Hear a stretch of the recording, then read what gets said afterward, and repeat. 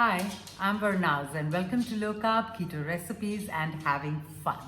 Today I have the recipe for you of a white bread in the microwave, and it's turned out absolutely amazing, and it uses quite a few new ingredients, as well as it's turned out just like white bread.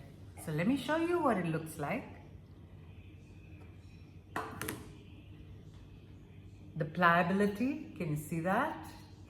Yeah, chewy, just like bread. Smells amazing. So let's go to my kitchen. Take a microwave safe bowl, a square one, and add 2 tablespoons of coconut flour.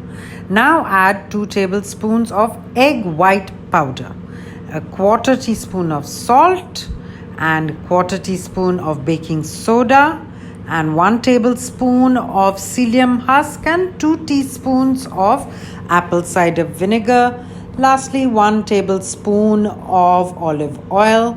And now we are going to add some warm water. We are adding it little by little, and all together we are going to put in half a cup. Yes.